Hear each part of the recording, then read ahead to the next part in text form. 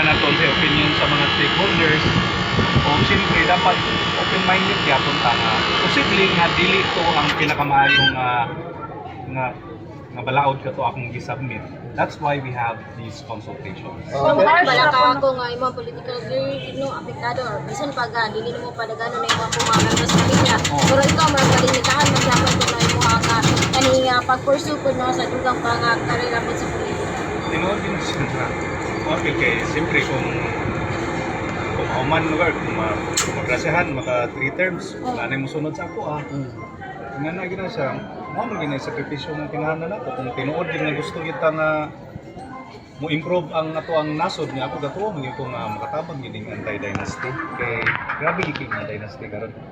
Sayod ko nga apil gyapon ko maigo ani kay akong manghod maigo gyud duha ani pero wala man sad mi nanulod gud from the start pagsugod ginamog kanang hiskot-hiskot o politika sa among pamilya. Wala sad gyud sa among hunahuna nga mosulod sa public service para magpalapad sa among gahom. Among hunahuna lang sig namin matabang nga kayuhan diri sa atuang syudad. Nya diro mo kay sa tantong bugo. So pwede ra pud siguro nga manerbisyo pero waman min enter ani para magpalapad sa among gahom. Ang continuity pud kung no sa mga projects kay kung dili ka maka kaning padayon di ba or human imong term nga ang mosulod nga kaning mopuli sa imong pwesto pud dili nimo kalyado dili pud mo members pamilya maglisod kayo di ba?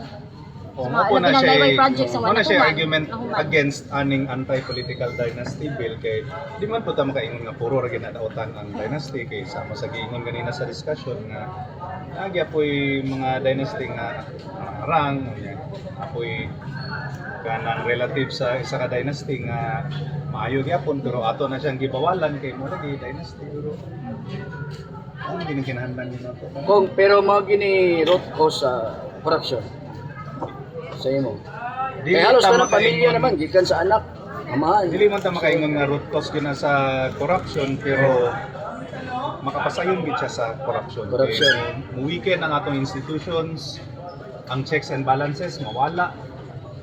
Unya ma-concentrate mo ng political power ug influence sa isa ka pamilya. Natural gamiton gyud ang influence.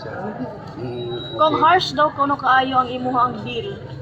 Ganito kay akong pananaw lagi sa dynasty. Kung duha na gani mo kabuk dynasty na gyud. Anong kinalan man mo duha kabuk sa inyong pamilya ug tulog.